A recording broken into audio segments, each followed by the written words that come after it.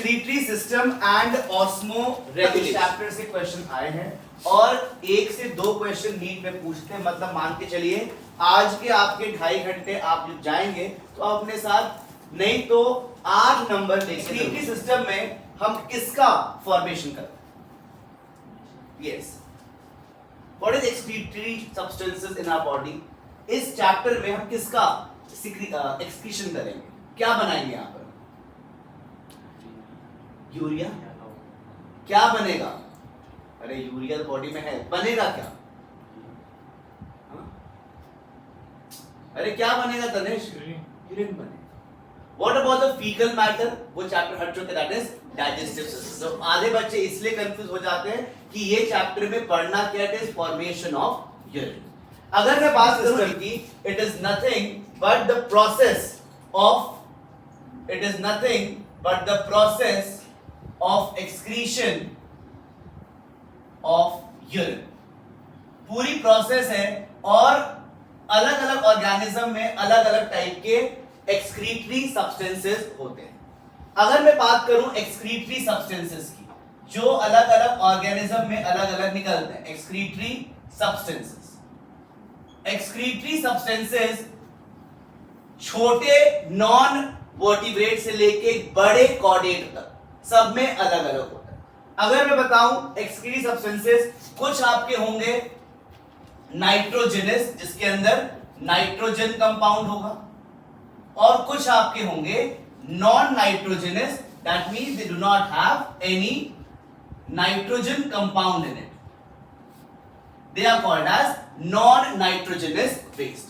Nitrogenous base आप सबको पता है, हम डिस्कस करेंगे अमीनो एसिड, हम डिस्कस करेंगे आपके साथ अमोनिया, हम डिस्कस करेंगे आपके साथ यूरिया, हम डिस्कस करेंगे आपके साथ यूरिक एसिड। तो ये चार जो हैं, ये चार आपके मेजर नाइट्रोजनस बेस्ड हैं जो अलग अलग ऑर्गेनिज्म में एक्सक्रीट आउट होते हैं। Is it clear? नाउ इसके अलावा कुछ माइनर नाइट्रोजनस बेस्ड भी होते हैं जो हमारे बॉडी में भी निकलते हैं, पर वो माइनर है इसलिए उसको हम डिटेल में नहीं पढ़ते हैं।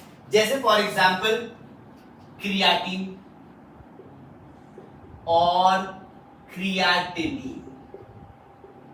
आज की क्लास का पहला क्वेश्चन, व्हाट इज क्रिएटिन और क्रिएटिनिन? क्या दोनों सेम है कि दोनों अलग अलग हैं? क्रिएटिन क्या है, आप लोग पढ़ते होंगे या कभी आपने किसी की रिपोर्ट देखी हो कि क्रिएटिन लेवल किसी का ज्यादा है किसी का कम है, कि क्रिएटिनिन लेवल ज्यादा है कि कम है। What is the difference between creatine and creatinine? It is not keratin, वो बालों में होता है, KERAT वो अलग है, it is not keratin. Keratin अलग है, वो बालों में होता है, ये नहीं, ये क्रिएटिनिन है। क्या डिफरेंस है क्रिएटिन में और क्रिएटिनिन में? एनीवन कोशिश करो तो कब लगाओगे? सही लगा सकते हो। इनका बेस प्रोडक्ट क्रिएटिन। अब सुनो क्रिएटिन होता क्या है। हम सबकी बॉडी में क्रिएटिन जो है वो लिवर में बनता है। क्या कहां बनता है? लिवर में। ये क्रिएटिन जब लिवर में बनता है, लिवर से बन के आपका बोन्स में जाता है, स्केलेटल बोन्स में जाता है। जब ये जाता है स्केलेटल मसल्स में, वहां पर स्केलेटल बोन में जाता है, वहां पर वो बोन से फॉस्फेट ले लेगा और बन जाएगा फॉस्फोक्रिएटिन। ये जो फॉस्फोक्रिएटिन है ये एनर्जी प्रोवाइड करता है हमारी बॉडी के अंदर, और जब ये ब्लड स्ट्रीम से होके किडनी में आता है तो किडनी में ये फॉस्फोक्रिएटिन कन्वर्ट या मेटाबोलाइज हो जाता है क्रिएटिनिन। तो ये है बेस प्रोडक्ट। ये बेस प्रोडक्ट नहीं, पर बहुत सारी बुक्स, बहुत सारी किताबें बोल देती हैं कि थोड़ा बहुत क्रिएटिन भी आपके यूरिन से निकल सकता है, बट सही मायने में आंसर क्या होना चाहिए? क्रिएटिनिन। वापस क्रिएटिन कहां बनता है? लिवर में बनता है। लिवर में ये बन के कहां जाएगा? हमारे स्केलेटल सिस्टम में जाएगा, बोन्स में जाएगा, बोन्स में जाके ये कन्वर्ट हो जाता है फॉस्फोक्रिएटिन में। फॉस्फोक्रिएटिन क्या करता है? एनर्जी प्रोवाइड करता है। ये फॉस्फोक्रिएटिन जब जाएगा आपकी किडनी में, तो किडनी में मेटाबोलाइज होकर बन जाएगा creatine, which is the waste product. और के अलावा माइनर वेस्ट प्रोडक्ट्स होते हैं, जैसे आपका हिप्यूरिक एसिड, ये सब नाइट्रोजनस बेस्ड है, बट ये सारे माइनरली आपका बॉडी से क्या होते हैं, एक्सक्रीट आउट। और बहुत सारे, बट ये 3-4 याद रखें, that is more than sufficient. Other than nitrogenous base हमारे बॉडी में नॉन नाइट्रोजनस बेस भी होते हैं, जैसे ड्रग्स,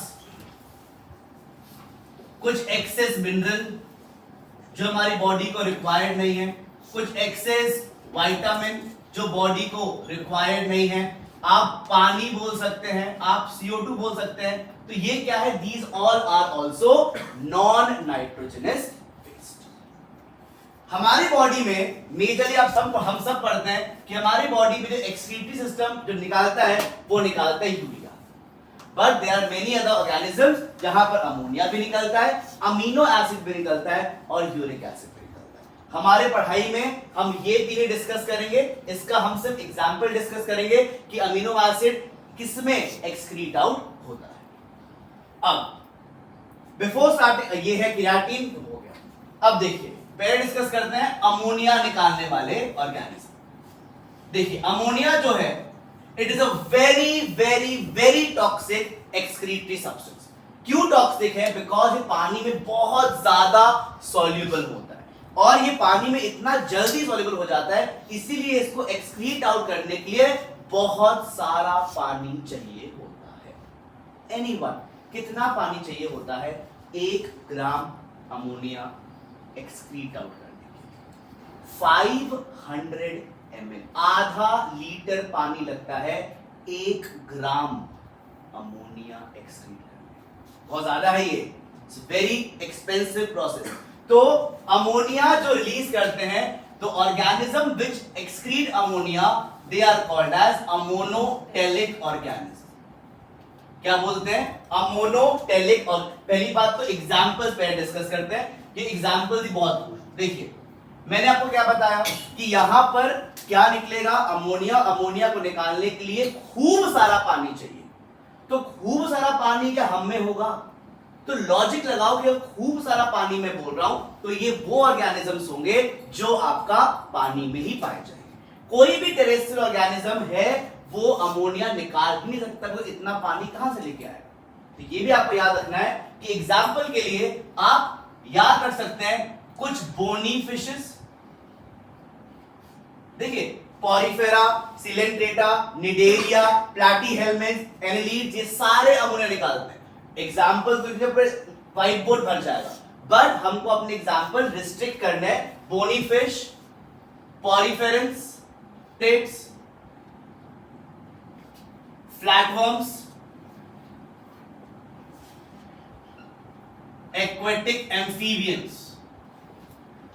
एक्वेटिक लिख रहा हूं, एम्फीबियंस कुछ टेरेस्ट्रियल भी पाए जाते हैं, और कुछ एक्वेटिक इंसेक्ट्स, कुछ एक्वेटिक क्रस्टेशियंस, प्रॉन्स, ये सब क्या निकालते हैं? अमोनिया। तो कोई आपसे पूछे अमोनिया निकालने वाले ऑर्गेनिजम्स कौन से होते हैं?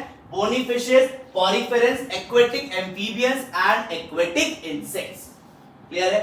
अब अमोनिया किसी भी ऑर्गेनिज्म के अंदर कैसे बनता है? तो कोई पूछे कि अमोनिया बॉडी में कैसे होगा synthesize, it is nothing but oxidative deamination. Oxidative deamination से अमोनिया ऑर्गेनिज्म के अंदर सिंथेसाइज होता है, और synthesized ammonia, but ammonia is excreted out as ammonium ions, as ammonium ions। ये भी आपको याद रखना है कि आपका जो अमोनिया है वो भले ही ऑक्सीडेटिव डीअमीनेशन 2 ग्रुप हटाना, ठीक है, NH2 ग्रुप हटेगा, हाइड्रोजन से अटैच होगा, अमोनिया बनेगा, ये अमोनिया अमोनियम आयंस में कन्वर्ट होगा, और फिर आपका बॉडी से, देखिए पॉइंटर्स पे ध्यान रखिए, it diffuses out from body surface. अब ये अमोनिया है, it is very toxic, it is very toxic, very toxic substance requires huge amount of water to excrete। तो बहुत टॉक्सिक सब्सटेंस है अमोनिया। अमोनिया को हटाने के लिए, निकालने के लिए बहुत ज्यादा लगता है पानी, और ये 500 ml is required to excrete 1 gram of ammonia. अब ये फिगर सर याद रखना है क्या?